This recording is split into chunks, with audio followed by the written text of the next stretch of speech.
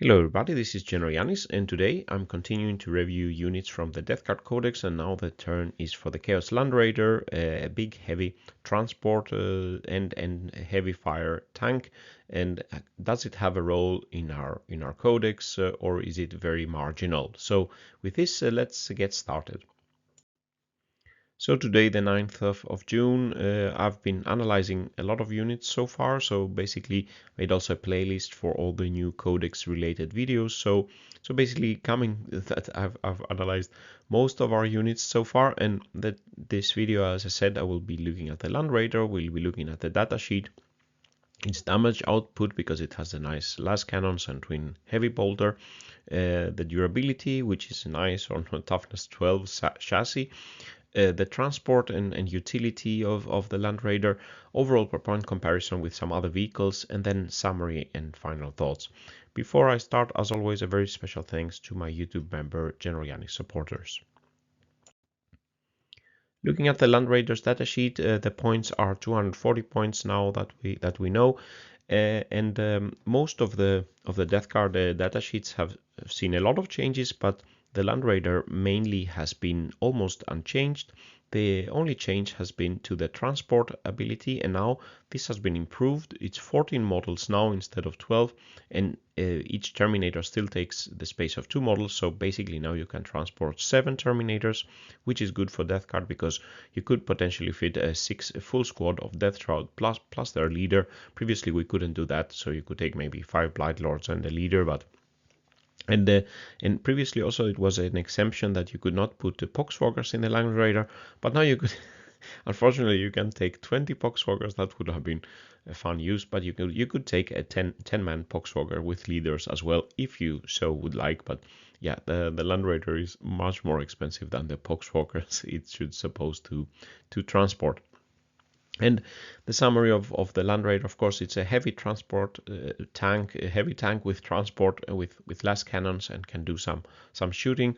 It can be cumbersome. It's a big model, so it's difficult to maneuver in dense terrain maps. I've used it a couple of times, and yeah, sometimes you're stuck. It can be quite difficult to go where you want to go.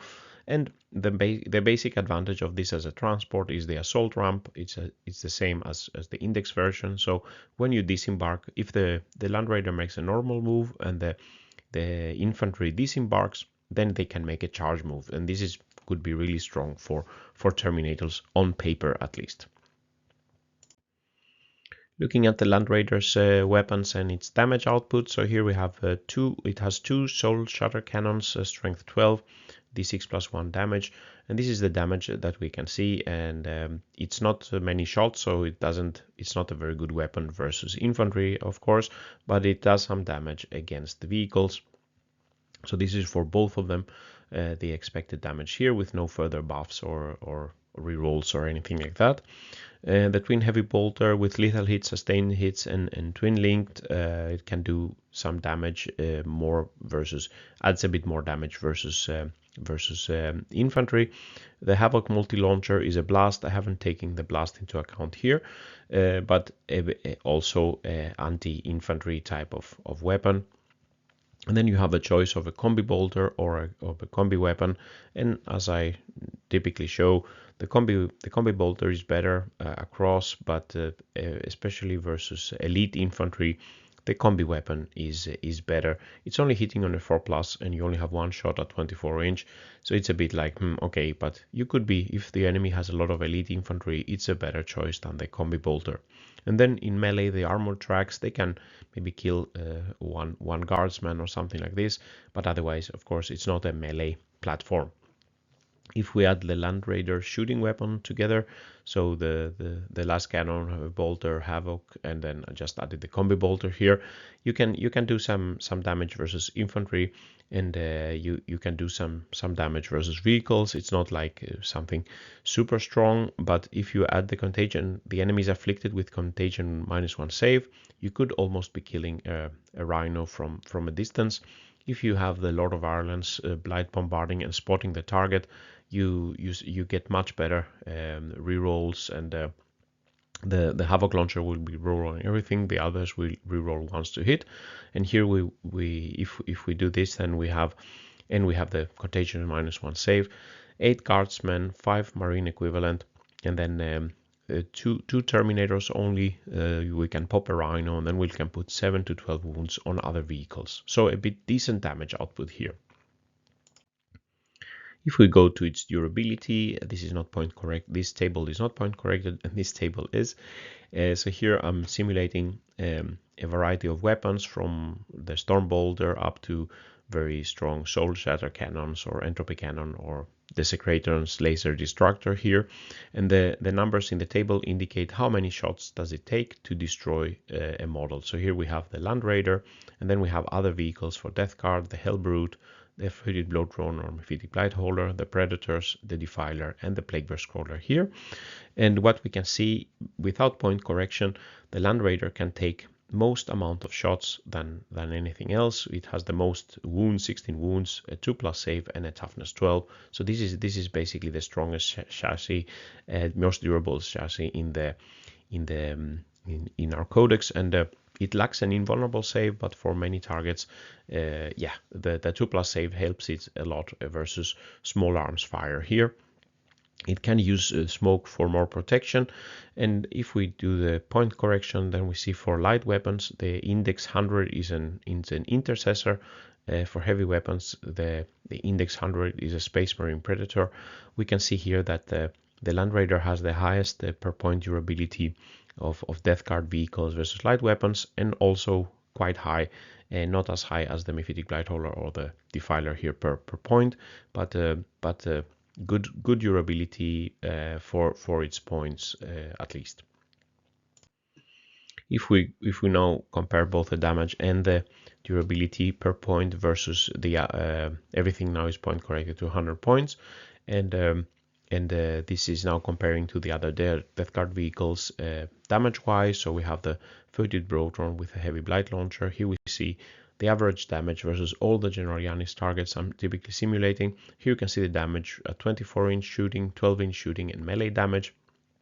And we can see from long-range shooting, I've tried to I made this graph here from highest to lowest. So the Footed Blow Drone with a heavy blight launcher has the most wounds on average versus the GeneralJannis targets, followed by the Predator Destructor, Predator Annihilator, then we have the Defiler in different configurations, then the Plaguebear Crawler, and then we have the Death Guard Land Raider.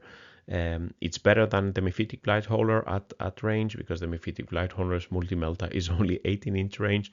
And the Helbrute also, for example, not very strong at long range, and we have some vehicles that are more oriented for short range or melee fighting here.